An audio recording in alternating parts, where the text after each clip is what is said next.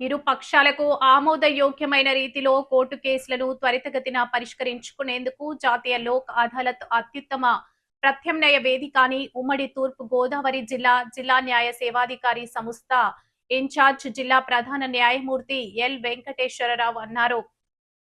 లోక్ అదాలత్ను ఒక ప్రజా ఉద్యమంలా నిర్వహించడం వల్ల ప్రజల్లో అవగాహనతో పాటు న్యాయ వ్యవస్థపై విశ్వాసం మరింత పెరుగుతుందని తెలిపారు. శనివారం జిల్లా కోర్టు ఆవరణలోని జిల్లా న్యాయ సేవాధికార సంస్థ కార్యాలయంలో నిర్వహించిన జాతీయ లోక్ అదాలత్ కార్యక్రమాన్ని ఆయన ప్రారంభించి మాట్లాడారు.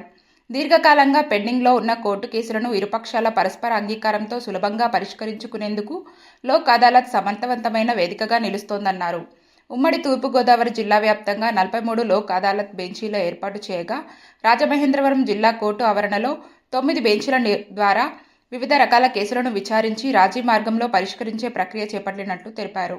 జిల్లా న్యాయ సేవాధికార సంస్థ కార్యదర్శి Y Srilakshmi, Rajamahendravaram bar association అధ్యక్షుడు సిహెచ్వి ప్రసాద్, న్యాయమూర్తులు, న్యాయవాదులు, ఇన్సూరెన్స్ కంపెనీల ప్రతినిధులు, బ్యాంకు అధికారులు, కక్షిదారులు పాల్గొన్నారు.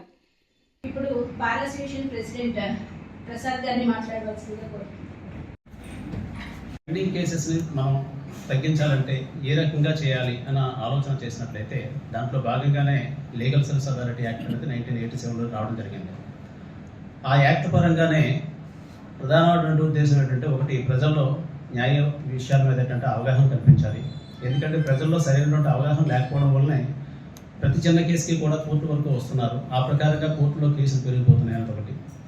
అలాగే పేదవాళ్ళందరికీ కూడా, చాలామంది పేదవాళ్ళకి హక్కులు ఉన్నప్పటికీ కూడా వాళ్ళ హక్కులను వినియోగించుకోలేకపోతున్నారు. కాబట్టి వాళ్ళందరికీ కూడా ఉచిత న్యాయ సహాయం ఇవ్వాలని, మూడవది ఏంటంటే ఈ లోక్ అదాలత్ ఏమో పెట్టాలని.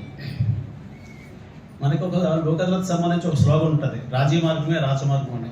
రాచమార్గం అంటే ఏమిటంటే, రాచమార్గం ఎలా ఉంటుంది, చాలా ఫ్రీగా ఉంటుంది, ఇంకెటువంటి డిస్టర్బెన్సెస్ ఉండవు అనమాట.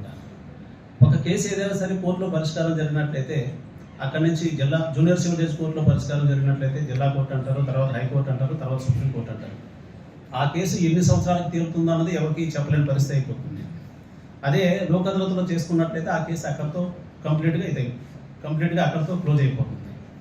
కాబట్టి ఇదివరలో ప్రతిసారి కూడా ప్రతిరోజు కోర్టులో రెగ్యులర్ కోర్ట్స్లోనే లోక్ అదాలత్ అనేది జరిగేది.